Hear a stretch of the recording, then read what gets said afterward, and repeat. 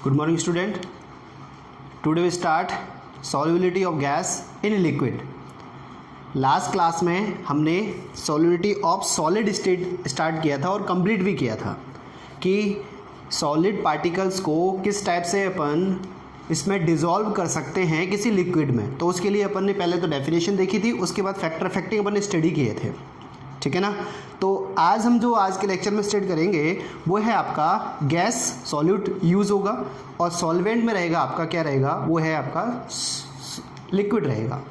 जब गैस को किसी सॉल्वेंट में लिक्विड में डिज़ोल्व करते हैं तो क्या फैक्टर अफेक्टिंग आएंगे या कैसे वो डिज़ोल्व होगी, उसको अपन एक्सप्लेन कर रहे हैं या उसको अपन लेके आगे चल रहे हैं।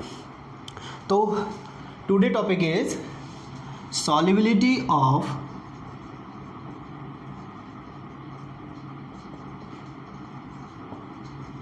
Gas, solubility of gas in a liquid.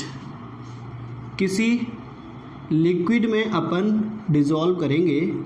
अब वो लिक्विड कोई सा भी हो सकता है, मैंने सॉल्वेंट कोई पर्टिकुलर यूज़ नहीं किया है। Solubility of gas in a liquid, liquid में अपन यूज़ करेंगे। तो सबसे पहले सॉल्युबिलिटी की डेफिनेशन मैंने उस लेक्चर में भी बताई थी आपको,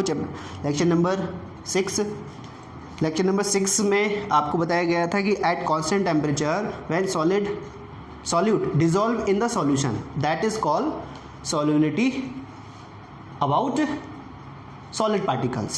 But in that case, in this video we are doing study solubility of gas. तो डेफिनेशन क्या बनेगी, eight constant temperature and pressure. यहाँ पर प्रेशर की कंडीशन भी अपन को अप्लाइड करनी है क्योंकि गैस पर प्रेशर अप्लाइड होता है, वहाँ पे प्रेशर अफेक्ट ही नहीं कर रहा था, इसलिए हमने प्रेशर को इंक्लूड नहीं किया था। तो at constant temperature and fixed pressure then amount of gas dissolve in the solution and also said particular solvent या एक fixed amount of solvent, that is called solubility of gas in a liquid. Is it clear? At constant temperature and pressure the amount of gas dissolve in solution that is called solubility of gas. अब solubility of gas के factor affecting study करें तो उससे थोड़े बहुत मिलते जुलते हैं, ये मानो आप, मतलब इसके फैक्टर जो है उसके सेम ही हैं। उसके फैक्टर हमने क्या क्या देखे थे, शॉर्ट में मैंने आपको बताया था NNT, nature of solute, nature of solvent and third one is pressure. ये हमने स्टडी किया था। अब जो हम पढ़ने वाले हैं इसके फैक्टर देखने वाले हैं। तो फैक्टर देखें इसके एक बार, तो factor affecting of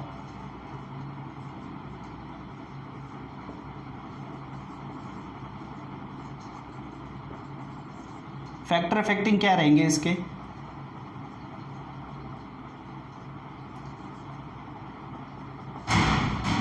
first factor की स्टडी करें तो फर्स्ट नेचर ऑफ गैस, उसके जैसा ही है same, nature of gas. Nature of gas की बात करें तो नेचर ऑफ गैस में अपन पढ़ते हैं कि किस टाइप से अपन यहाँ पर किसी की सॉल्युबिलिटी को एक्सप्लेन कर सकते हैं, किसी गैस की सॉल्युबिलिटी को एक्सप्लेन कर सकते हैं। तो नेचर ऑफ गैस की बात करें तो नेचर ऑफ गैस में क्या आता है कि कोई गैस जितनी जल्दी लिक्विड में कन्वर्ट होगी प्रेशर अप्लाइड करने के बाद या प्रेशर अप्लाइड करने पर, जब अपन किसी गैस को लिक्विड में कन्वर्ट करते हैं ना, तो उस लिक्विड में कन्वर्ट करने में जितनी ज़्यादा गैस की कैपेसिटी होगी, मतलब जो गैस जितनी जल्दी लिक्विड में कन्वर्ट होगी 100% श्योर है उसकी सॉल्युबिलिटी ज़्यादा होगी। Which one is the more soluble comparison to जो लिक्विड में कन्वर्ट नहीं हो रही है या देरी से कन्वर्ट हो रही है। Is it clear? तो इसके लिए मैं कह सकता हूँ solubility of gas directly proportional to liquefaction या liquidification of gas. Solubility of gas in a liquid, किसी लिक्विड पोर्शन में डिजोल्व कर रहे हैं तो solubility of gas in a liquid directly proportional to liquefaction of gas, मतलब जो gas जितनी जल्दी लिक्विड में कन्वर्ट हो जाएगी that is a more soluble comparison to other than. Is it clear? अब लिक्विडिफिकेशन की बात करें तो लिक्विडिफिकेशन के लिए आपने 11वीं क्लास में एक आइसोथर्मल ग्राफ स्टडी किया होगा, that one call is isothermal graph की बात करें तो उस ग्राफ का एक अच्छा सा नाम था, वो एंड्रयू आइसोथर्मल कह सकते हैं उसमें, वो CO2 गैस के लिए था आपका। एंड्रयू आइसोथर्मल किसके लिए स्टडी करते हैं अपन? CO2 गैस के लिए। तो CO2 गैस के लिए एंड्रयू आइसोथर्मल ये एक बार यहाँ पर यूज़ हो रहा है तो मैं आपको बता देता हूँ। गैसों के लिए क्या होता है, फिक्स्ड क्रिटिकल टेम्परेचर होता है। क्या होता है? क्रिटिकल टेम्परेचर होते हैं, तो उस क्रिटिकल टेम्परेचर पर ही जाकर वो गैस कन्वर्ट होती है आपकी। जस्ट फॉर एग्जांपल मैं CO2 के लिए जनरेट करूं, क्योंकि 11वीं क्लास में आपका CO2 के लिए था, तो CO2 के लिए क्रिटिकल टेम्परेचर 30.9 डिग्री सेंटीग्रेड था। तो ये क्रिटिकल टेम्परेचर था, इसको कभी कभी 31 भी बोला गया है। Is it clear? तो इस क्रिटिकल टेम्परेचर पर जाकर CO2 गैस लिक्विड में कन्वर्ट हो रही है, तो उस टेम्परेचर को बोल सकते हैं क्रिटिकल टेम्परेचर। अब इस टेम्परेचर पर जाकर ये लिक्विड में कन्वर्ट होगी, तो इस टेम्परेचर पर ही ये डिसॉल्व भी होगी। क्लियर? तो जिस गैस में क्रिटिकल टेम्परेचर जितने ज़्यादा हाई होंगे उसका लिक्विडिफिकेशन ज़्यादा होगा, और लिक्विडिफिकेशन ज़्यादा होगा तो उसकी सॉल्युबिलिटी भी ज़्यादा होगी। क्लियर? तो एक कोटेशन में मैं यहाँ लिख देता हूँ, लिक्विडिफिकेशन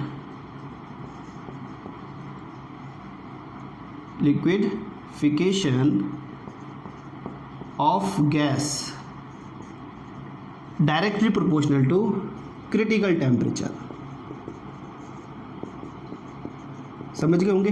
क्रिटिकल टेम्परेचर जिसका ज़्यादा होगा, मतलब ऊपर से कम करते लाए टेम्परेचर 50 से 45 किया, 45 से अपन 40 किया, 40 से 35 आए, 35 से अपन 30 पे आए, मतलब कम चलते गए, ऊपर से नीचे डिक्रीज करते ला रहे हैं। तो जो पहले आ जाएगा उसको लिक्विड गैस जल्दी कन्वर्ट हो जाएगी, और जो गैस लिक्विड में कन्वर्ट इजी वे में हो गई तो उसका क्रिटिकल टेम्परेचर ज़्यादा है, मीन्स तो उसका लिक्विडिफिकेशन ज़्यादा हो गया, और वो सॉल्युबिलिटी फैक्टर भी ज़्यादा रिप्रेजेंट करेगी, मतलब which this gas is more soluble comparison to other gases. CO2 example form में यूज़ कर सकते हैं, this one is a more soluble. CO2 हुआ, NH3 हुआ, SO2 हुआ, NO2 हुआ। This gas is a more soluble comparison to other gases because इनके critical temperature ज़्यादा है। जैसे इसका CO2 का मेरे को बताया मैंने आपको, CO2 का क्रिटिकल टेम्परेचर कितना है? 30.9। बट मैं इनका कंपैरिजन करूं H2, N2, O2, हीलियम, इनसे कंपैरिजन करूं तो these gas are less soluble in water because its critical temperature is less. ये बहुत ही टेम्परेचर पर जाके, बहुत कम टेम्परेचर पर जाके लिक्विड में कन्वर्ट होगी। जब ये बहुत कम टेम्परेचर पर जाके लिक्विड में कन्वर्ट हो रही है, मीन्स अपन को 30 से बहुत नीचे जाना पड़ेगा। 30 से नीचे जाना पड़ेगा मीन्स कह सकते हैं, माना कि जैसे एज्यूम करूँ मैं कि इसका 5 डिग्री सेंटीग्रेड पे जाके है, तो कहाँ 30 कहाँ 5, तो 25 का डिफरेंस आ गया। तो 25 डिग्री सेंटीग्रेड टेम्परेचर से बिफोर ही ये लिक्विड में कन्वर्ट हो गई थी और वो डिजोल्व भी हो चुकी थी उस तरह। तो इनके क्रिटिकल टेम्परेचर लो हैं, इनके क्रिटिकल टेम्परेचर हाई है। तो जिन गैसों के क्रिटिकल ज़्यादा होंगे उनकी सॉल्युबिलिटी ज़्यादा होगी, जिनके क्रिटिकल टेम्परेचर कम होंगे that one is less soluble in liquid part and water in solvent. Clear? तो ये आपने देखा था, ये फर्स्ट फैक्टर है आपका। देखो नेचर ऑफ गैस, तो नेचर ऑफ गैस में क्रिटिकल टेम्परेचर की अपन को स्टडी करनी है, तो देख लो एक बार।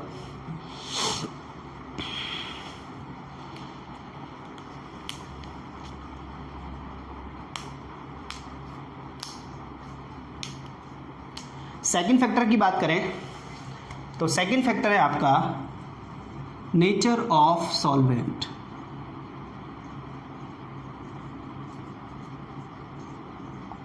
Nature of solvent. अब नेचर ऑफ सॉल्वेंट क्या है? देखो नेचर ऑफ सॉल्वेंट का मीन्स, देखो मैंने आपको जब सॉल्युबिलिटी ऑफ सॉलिड पढ़ाया था तो उसमें मैंने एक कोटेशन बोला था। वो कोटेशन क्या था आपका? Like dissolve like. तो वो लाइक डिजॉल्व लाइक यहाँ पे भी यूज़ हो रहा है। क्यों? जैसी गैस वैसा ही सॉल्वेंट। तो अगेन यूज़ करते हैं अपन लाइक, डिज़ोल्व, लाइक, इसको याद रख लें आप, like, dissolve, like. Like, dissolve, like की कोटेशन पर या एक प्रिंसिपल पर ये गैसेस या ये सॉलिड पार्टिकल डिज़ोल्व होते हैं। सॉलिड में यूज़ करेंगे, सॉलिड में कोटेशन यूज़ कर देंगे। गैस की स्टडी कर रहे हैं तो गैस में यूज़ कर देंगे। इन दैट केस कोई पोलर गैस है और पोलर ही सॉल्वेंट है,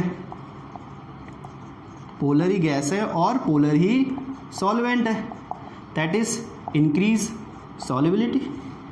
सॉल्युबिलिटी क्या हो जाएगी? ज़्यादा हो जाएगी। नॉन पोलर है, नॉन पोलर में भी है डिज़ोल्व, नॉन पोलर गैस है कोई और नॉन पोलर ही आपका सॉल्वेंट है, नॉन पोलर क्या है आपका? सॉल्वेंट, तो उसकी सॉल्युबिलिटी ज़्यादा हो जाएगी।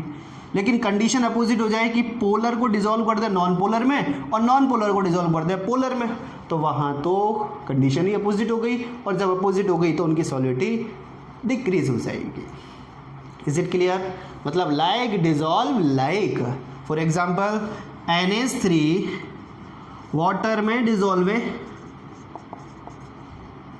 क्लियर।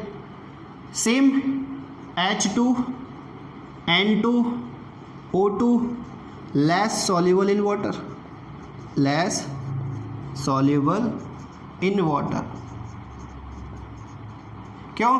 क्योंकि ये तो पोलर है, तो यहाँ पर पोलरिटी नहीं रही, यहाँ तो ये नॉन पोलर कंडीशन चाहिए लेकिन पोलर आ गया। लेकिन नॉन पोलर में मतलब इसका डिसॉल्व करूँ मैं किसी नॉन पोलर कंपोनेंट में तो वहाँ डिसॉल्वेंस ज़्यादा रहेगी इसकी, तो वाटर में तो लेस सॉल्युबल है, लेकिन नॉन पोलर मतलब ऑर्गेनिक सॉल्वेंट यूज़ कर सकते हैं, उनमें इनकी सॉल्युबिलिटी बढ़ जाएगी। Is it clear? तो पोलर गैस पोलर सॉल्ट में डिसॉल्व होंगी, non polar gas non polar में डिसॉल्व होंगी। इनको अपोजिट करोगे आप, पोलर को नॉन पोलर में डिसॉल्व करोगे, नॉट बी डिसॉल्व या लेस डिसॉल्व होंगी। नॉन पोलर गैस को पोलर में डिसॉल्व करोगे, दे ऑल्सो भी non dissolve and less soluble होंगे। तो लाइक, डिसॉल्व, लाइक कोटेशन पर या एक प्रिंसिपल पर वर्क करती हैं, that is factor effecting of nature of solvent. Is it clear? देख लो एक बार दोनों फैक्टर को, फिर रफ करते हैं।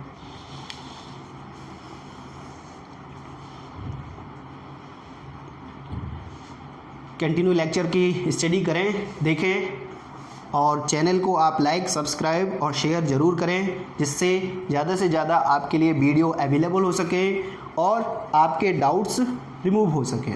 जितनी ज़्यादा आप कमेंट्स या जितने ज़्यादा सब्सक्राइबर या लाइक दोगे, उतनी ही ज़्यादा आपको पढ़ने में मज़ा भी आएगा और हमको भी लगेगा कि हाँ हम काम कर रहे हैं और आपके लिए यूज़फुल हो रहा है वो काम। जब ऐसी सिचुएशन आती है तो आपको भी पढ़ने में मज़ा आएगा और हमको भी पढ़ाने में या आपके लिए वर्क करने के लिए, आपके लिए हार्ड वर्क करने के लिए हमको इंटरेस्ट क्रिएट होगा, जिससे हम ज़्यादा से ज़्यादा वीडियो अच्छे से अच्छे आपके लिए पेश कर सकें। तो देखें, नेचर ऑफ गैसेस हो गया, नेचर ऑफ सॉल्वेंट हो गया। थर्ड फैक्टर इसकी स्टडी करते हैं। तो थर्ड फैक्टर जो है वो है इसका टेम्परेचर। देखो,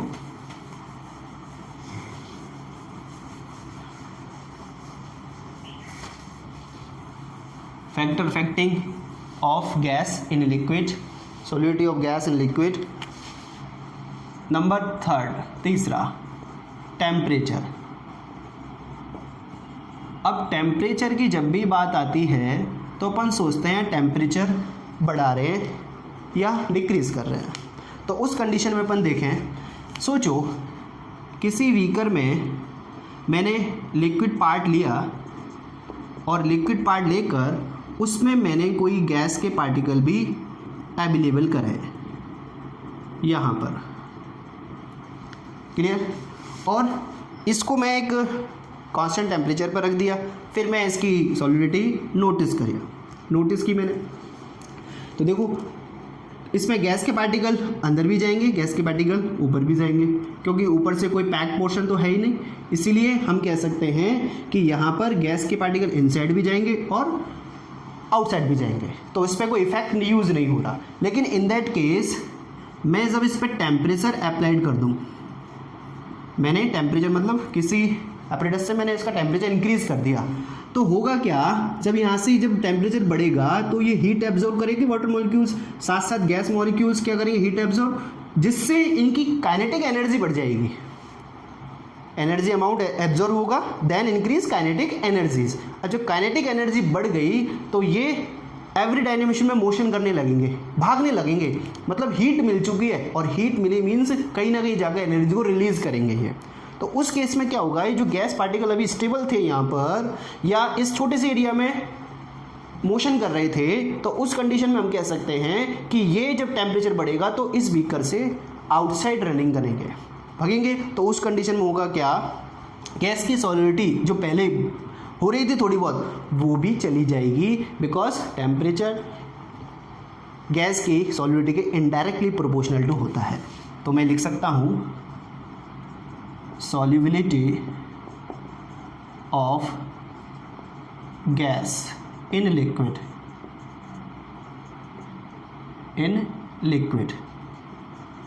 indirectly proportional to temperature। Temperature जैसे जैसे बढ़ेगा वैसे वैसे solidity of the gas decrease हो जाएगी, कम हो जाएगी, क्योंकि टेम्परेचर बढ़ने से नंबर ऑफ पार्टिकल्स की काइनेटिक एनर्जी बढ़ जाती है। काइनेटिक एनर्जी से वो बीकर से बाहर निकलने की कोशिश करते हैं।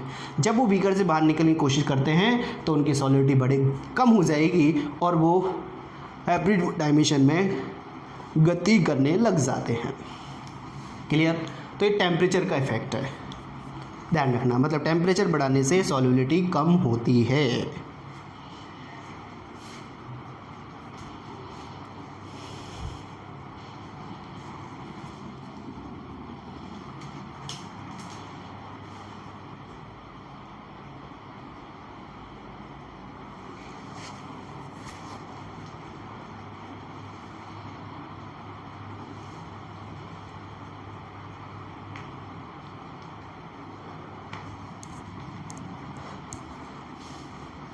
अब प्रेशर इफेक्ट की बात करें अपन, देखो चौथा इफेक्ट जो आता है इसके अंदर वो कौन सा है, pressure.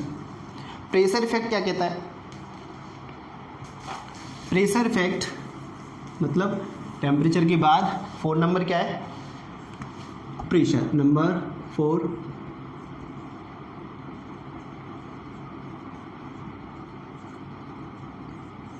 How to effect solidity of gas by pressure.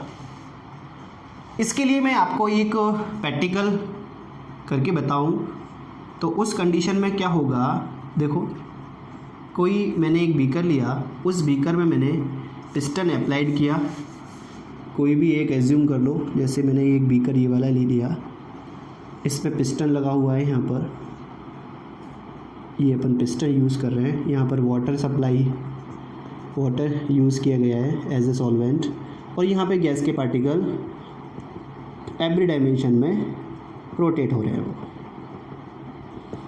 Is it clear? तो एक डायग्राम तो आपको ये लिखना है, और इसी बेस पे मैं दूसरे डायग्राम को भी आपके लिए एक्सप्लेन करूं।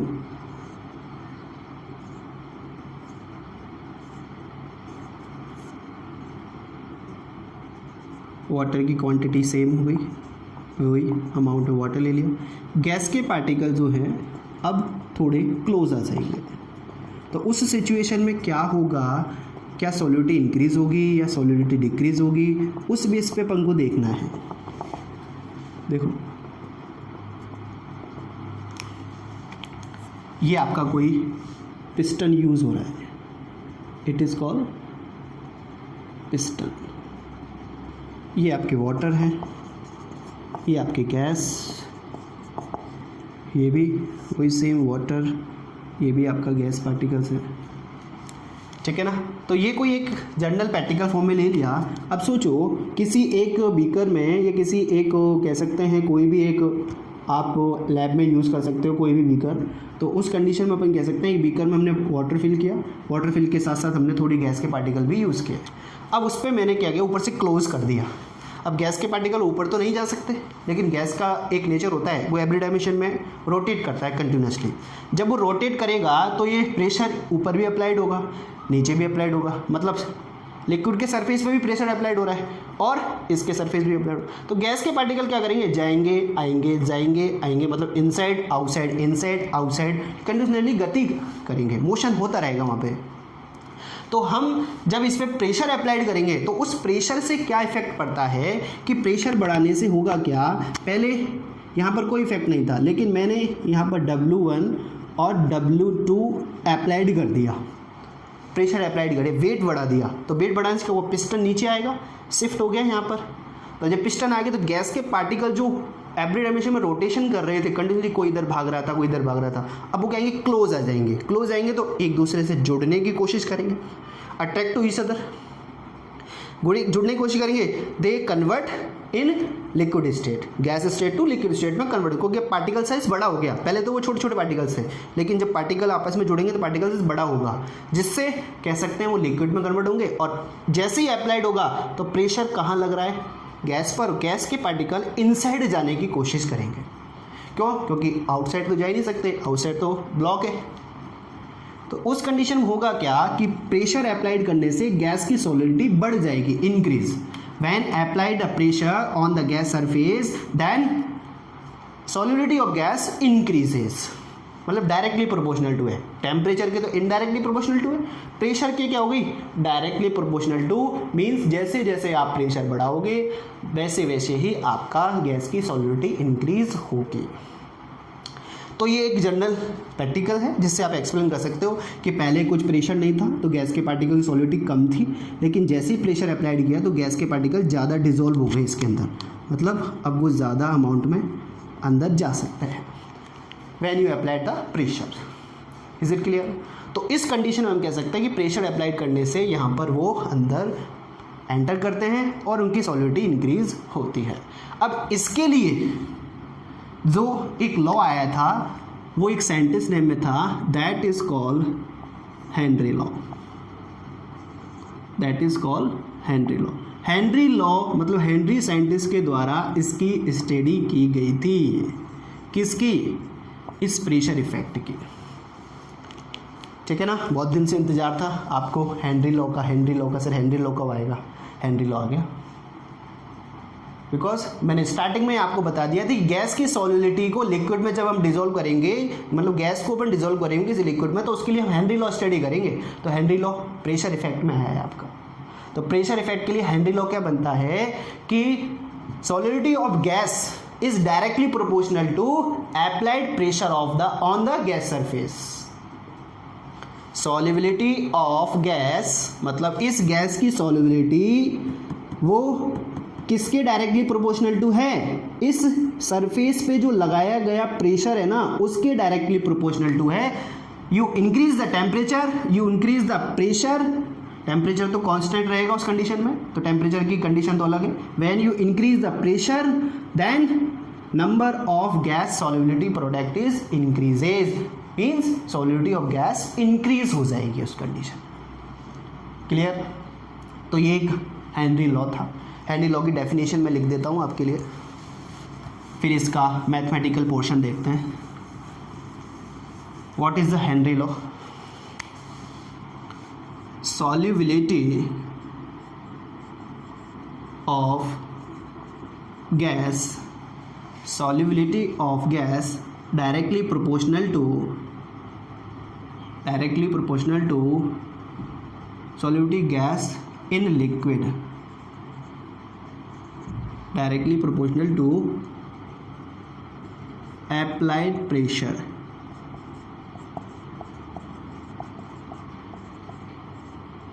on the gas। गैस पे जो प्रेशर लगाया जा रहा है उसके डायरेक्टली प्रोपोर्शनल टू रहेगा कौन, आपका हेनरी लॉ। मतलब जैसे जैसे प्रेशर अप्लाइड करते जाओ वैसे वैसे सॉल्युबिलिटी बढ़ती जाएगी। कम प्रेशर लगाओगे कम डिसॉल्व होगी, ज़्यादा प्रेशर लगाओगे ज़्यादा डिसॉल्व होगी। तो इस बेस पे क्या इक्वेशन बनती है मैथमेटिकल पोर्शन में, amount of gas directly proportional to P, P is the amount of gas, sorry M is the amount of gas, P is the pressure. What is M? amount of gas, P is pressure, अब proportional to का sign हटाओगे, के use हो जाएगा, P हो जाएगा। ये एक इक्वेशन आ गई आपकी, किसके लिए? हेनरी लॉ के लिए। Amount of gas is directly proportional to pressure, मतलब solubility of gas amount of किसके, जैसे ज़्यादा अमाउंट बढ़ेगा मतलब प्रेशर बढ़ेगा, अमाउंट बढ़ता चला जाएगा। That is the solubility of the gas according to Henry law. Is it clear? अब इस कंडीशन को अपन मोल फ्रिक्शन में भी यूज़ कर सकते हैं। देखो मोल फ्रिक्शन की कंडीशन में एक इक्वेशन तो ये है ही है। मोल फ्रिक्शन कंडीशन में क्या यूज़ करूँगा मैं? एक्स कोई गैस, क्योंकि मोल फ्रिक्शन किससे रिप्रेजेंट करते हैं अपन? एक्स से, कोई गैस है, डायरेक्टली प्रोपोर्शनल टू किससे हो जाएगी? पी से। इसमें प्रोपोर्शनल टू का साइन हटाओ, X gas K dash equal to P and represented, मैं इसको क्या रिप्रेजेंट कर सकता हूँ यहाँ पे? पी इक्वल टू लिखना चाहूँ तो मैं यहाँ पे यूज़ कर सकता हूँ, या डायरेक्टली यूज़ कर लो या फिर ऐसे ही यूज़ कर लो, कोई इफेक्ट नहीं है। P gas upon K dash equal to P. Is it clear? अब यहाँ पर जो यूज़ हो रहा है 1 अपॉन के एच, 1 अपॉन के एच यूज़ हो रहा है, 1 अपॉन के डैश, इसको क्या बोला गया है? के एच बोला गया है। इट इज़ कॉल्ड के H. What is the K H? K H is Henry constant. के एच इज हेनरी कॉन्स्टेंट। अब हेनरी कांस्टेंट है तो वेन लॉन है, हम कह सकते हैं कि P इक्वल टू क्या हो जाएगी? इस इक्वेशन को मैं आगे यहाँ लिख रहा हूँ तो वो क्या हो जाएगा? P इक्वल टू के एच एक्स गैसेस, जो भी यूज़ कर रहे हैं अपन गैस। तो ये एक इक्वेशन आ गई आपके लिए, किसके लिए? हेनरी लॉ के लिए। और यहाँ पर के एच क्या है? What is the K H? K H is the Henry constant. What is the K H? Henry constant. Is it clear? What is the Henry law? Henry law is the solubility of gas is directly proportional to pressure on the gas and applied pressure of the gas surface। यही formula use किया। जैसे जैसे pressure बढ़ाओगे amount of gas increase होगा, मतलब उसका amount बढ़ेगा, solubility बढ़ेगी। प्रोपोर्शनल स्टैंडर्ड के यूज़ किया। एक क्वेश्चन ये आ गई, मोल फ्रिक्शन की कंडीशन में यूज़ करना चाहें तो मोल फ्रिक्शन कंडीशन में ये यूज़ कर सकते हैं। इसके लिए हमने ये फॉर्मूले जनरेट किए और यहाँ पर अपन ने ये हेनरी लॉ के अकॉर्डिंग ये फॉर्मूले लिख लिए। तो P इक्वल टू के H and x gas Henry law के अकॉर्डिंग एक लास्ट फॉर्मूला आपके लिए आ गया। और ये क्या हो गया? हेनरी कांस्टेंट हो गया आपका। Is it clear? तो देख लो एक बार।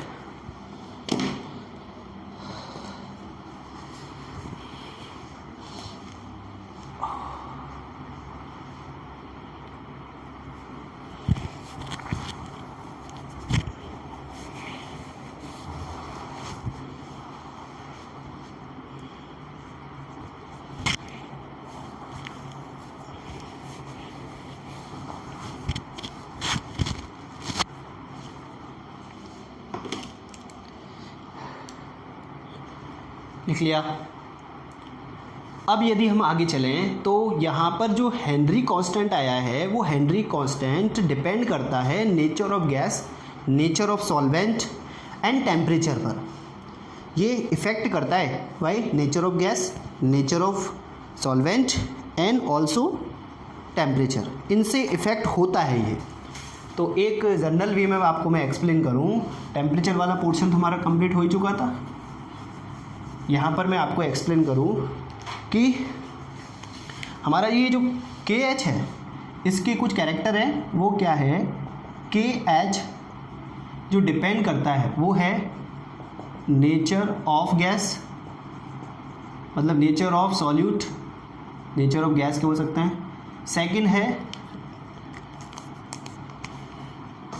सेकंड वन इज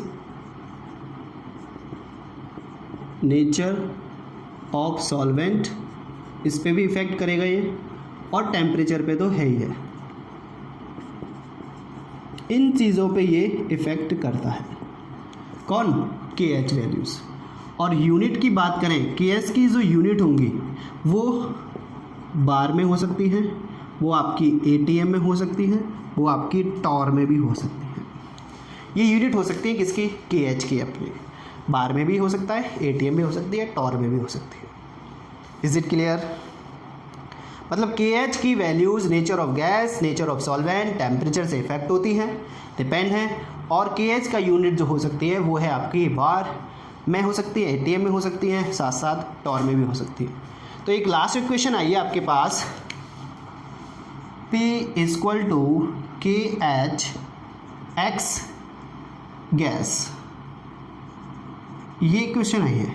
तो इस इक्वेशन बेस पे यदि अपन ग्राफ प्लॉट करें तो ग्राफ क्या प्लॉट होगा वो देखें आप, अकॉर्डिंग टू हेनरी लॉ। देखो इसको मैं लिखना चाहूँ तो y = mx लिख सकता हूँ, ये हो गया m, ये हो गया x, ये x है। तो y और x के बिटवीन ग्राफ प्लॉट करें, y और mx के बिटवीन ग्राफ प्लॉट करें। जब ग्राफ प्लॉट करेंगे तो क्या सिचुएशन आती है वो देखो, ये ऐसा हुई है, इस तरफ हमने ले लिया x और इस तरफ मैंने ले लिया x गैस ले लेता हूँ, इस तरफ मैंने ले लिया x गैस, कैपिटल में चल रहा है तो कैपिटल X गैस, और इस तरफ ले लिया ना प्रेशर। जो ग्राफ आता है वो आता है आपका स्टेट, ऐसा ग्राफ आता है जिसका स्लोप जो है वो है आपका KH। स्लोप क्या है उसका?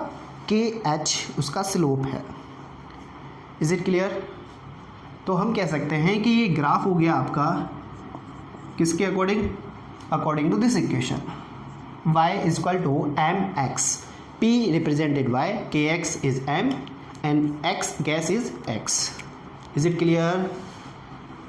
तो इसके बिटवीन ग्राफ प्लॉट की एक स्ट्रेट लाइन जिसका स्लोप है KH according to Henry law. तो KH को भी ध्यान रखना, KH क्या है आपका, कैसे इफेक्ट करता है, क्या यूनिट होगी और क्या ग्राफ प्लॉट होंगे, वो एक्सेट्रा चीज़ में आप यूज़ कर सकते हो। तो ये हेनरी लॉ है और चारों इफेक्ट हमने स्टडी कर लिए हैं। और चारों इफेक्ट की बात करें तो शॉर्ट में मैं आपको एक्सप्लेन करूँ तो नेचर ऑफ गैस हमने स्टडी किया है, नेचर ऑफ सॉल्वेंट स्टडी किया है, टेम्परेचर स्टडी किया है और प्रेशर स्टडी किया है। तो यहाँ पे 4 फैक्टर यूज़ हो रहे हैं, NNTP, वहाँ पे 3 थे, NNT, यहाँ पे कौन है? NNTP, nature of gas, nature of solvent, temperature and pressure. चारों को डिटेल में स्टडी किया है, चारों के एक एक से स्टेप बाय स्टेप देखा और कैसे प्रकार से इफेक्ट करता है इसकी सॉलिडिटी को, वो हमने देखा था। ठीक है ना? तो एक बार ही देख लें।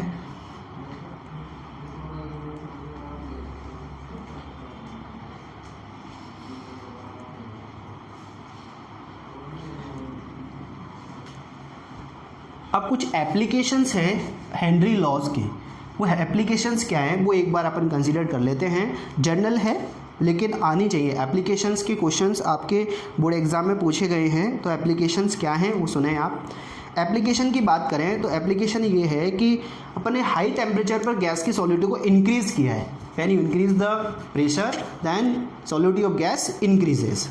तो उस कंडीशन में क्या है, पहले एप्लीकेशन में जैसे अपन जैसे कोल्ड ड्रिंक्स की बोतल को देखते हैं तो वहाँ पर CO2 गैस है, उसमें CO2 गैस क्या है, हाई टेम्परेचर पर डिज़ोल्व की जाती है, तभी तो वो टेस्ट लगती है कोल्ड ड्रिंक्स की बोतल। तो सील पैक की जाती है, उसमें हाई टेम्परेचर पर वो गैस, और जब CO2 गैस हाई टेम्परेचर पर फिल की जा रही है, मतलब हाई टेम्परेचर यूज़ किया जा रहा है, तो वहाँ पे वो एप्लीकेशन किसकी होगी? हेनरी लॉ की, क्योंकि टेम्परेचर के directly proportional to the solubility of gas.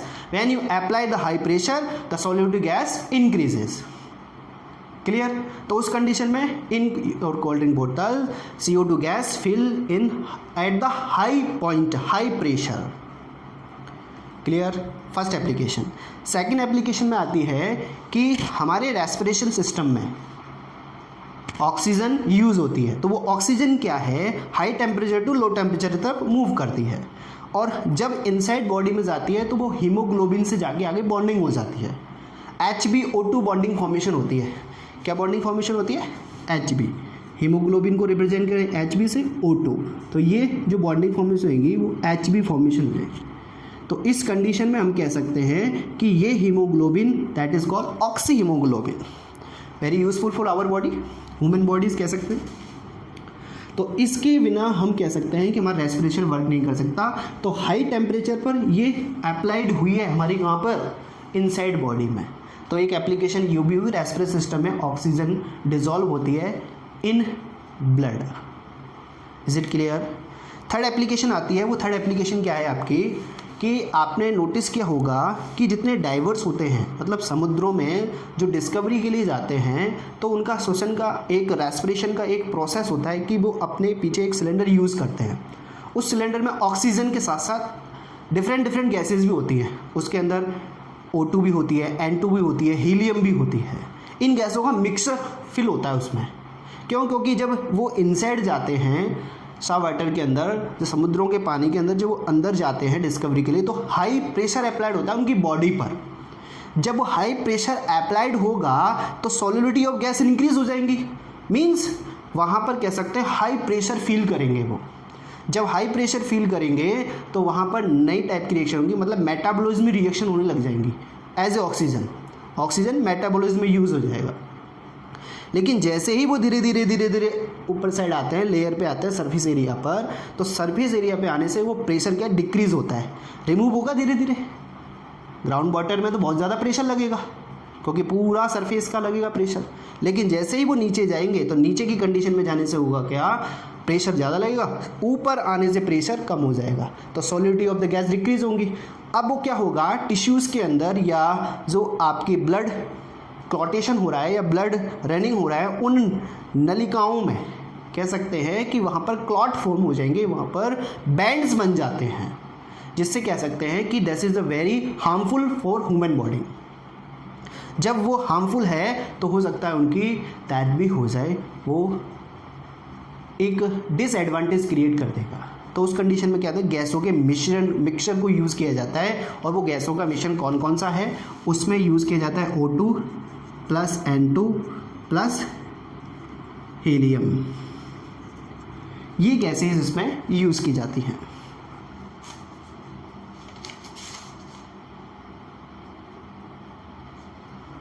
Clear?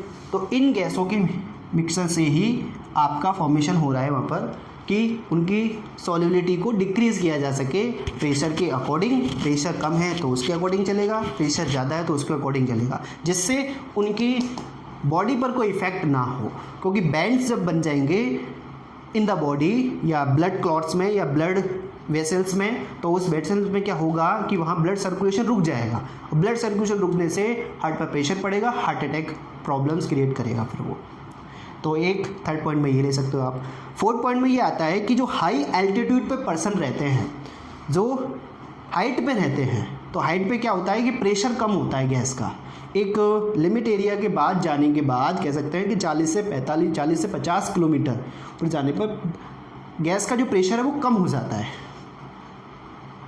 अपने पर प्रेशर ज़्यादा लग रहा है गैस का, क्योंकि अपन एक एटमॉस्फेयर से सराउंडेड है, तो अपने के ऊपर क्या गैस का प्रेशर ज़्यादा लग रहा है, तो गैस की डिजोल्विटी भी ज़्यादा है अपने।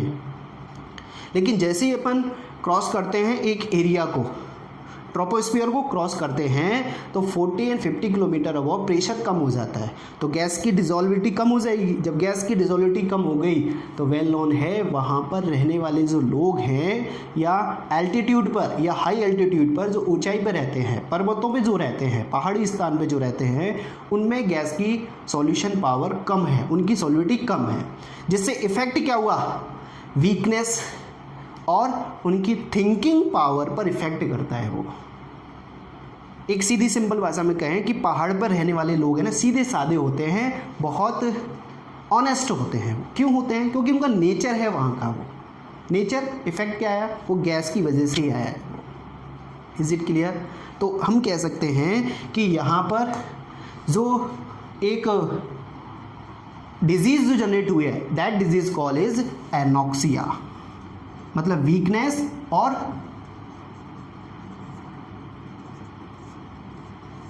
थिंकिंग पावर का लेस होना, that is called anoxia disease. Anoxia disease के वो पेशेंट्स होते हैं, ठीक है ना। तो ये एप्लीकेशंस हैं, ये ध्यान रखना, एप्लीकेशंस भी बहुत यूज़ होती हैं, तो एप्लीकेशंस का आप ध्यान रखना।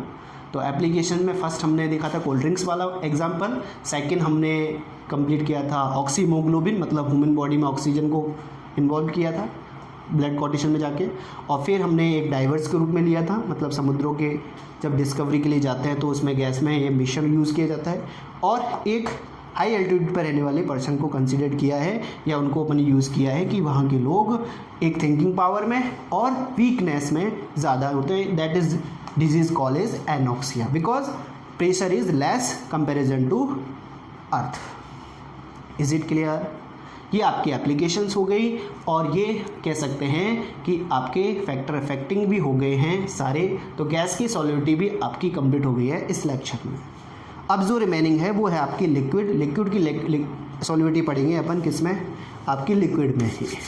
तो एक एक से टॉपिक को कंप्लीट करते जा रहे हैं अपन। तो I hope keep study, keep safe at your home and subscribe your channel.